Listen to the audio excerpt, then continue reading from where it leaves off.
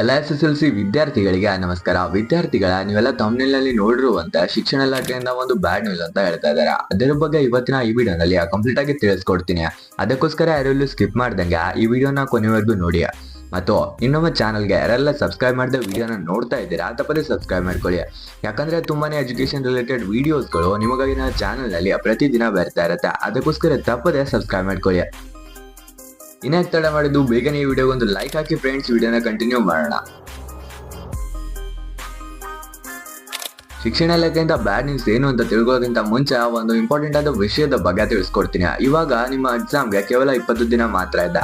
ಈ 20 ದಿನಗಳಲ್ಲಿ ನೀವು ಚೆನ್ನಾಗಿ ಓದ್ಕೊಂಡು ಎಕ್ಸಾಮ್ಗೆ ಪ್ರಿಪೇರ್ ಆದ್ರೆ ಈ ಅಪ್ಡೇಟ್ ನ ಬಗ್ಗೆ ತಲೆಗೆಡ್ಸ್ಕೊಳ್ಳೋ ಹಾಗೆ ಇಲ್ಲ.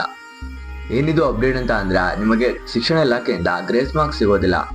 ಅಂದ್ರೆ ನೀವು ಪಾಸ್ ಆಗೋದಕ್ಕೆ ಒಂದೆರಡು ಮಾರ್ಕ್ಸ್ ಕಡಿಮೆ ಬಿದ್ದಿದ್ರೆ ಅದನ್ನ ಮೊದಲಿಗೆ ಶಿಕ್ಷಣ ಇಲಾಖೆಯಿಂದ ಕೊಟ್ಟು ಪಾಸ್ ಮಾಡ್ತಿದ್ರು. ಬಟ್ ಈ ರೀತಿ ಹಾಗೆ ನಡೆಯೋದಿಲ್ಲ.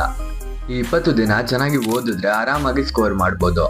ಅಟ್ಲೀಸ್ಟ್ ಪಾಸ್ ಆಗೋದಕ್ಕಾದ್ರೂ ಪ್ರಿಪೇರ್ ಆಗಿ, ಇಲ್ಲಾಂದ್ರೆ ಎಕ್ಸಾಮ್ ಹಾಲ್ ನಲ್ಲಿ ತುಂಬಾನೇ ಕಷ್ಟ ಆಗುತ್ತೆ. ಐ ಹೋಪ್ ಈ ವಿಡಿಯೋ ನಿಮಗೆ ಯೂಸ್ಫುಲ್ ಆಯ್ತು ಅಂತ ಅನ್ಕೊಂತೀನಿ. ಇಷ್ಟ ಆಗಿದ್ರೆ ನಿಮ್ಮ ಅನಿಸಿಕೆಯನ್ನ ತಪ್ಪದೆ ಕಾಮೆಂಟ್ ಬಾಕ್ಸ್ ನಲ್ಲಿ ತಿಳಿಸಿ. ನೆನಪಿರ್ಲಿ, ನಾನು ಎಲ್ಲ ಕಾಮೆಂಟ್ಸ್ಗಳಿಗೂ ರಿಪ್ಲೈ ಕೊಡ್ತೀನಿ. ಅದಕ್ಕೋಸ್ಕರ ತಪ್ಪದೆ ಕಾಮೆಂಟ್ ಹಾಕಿ.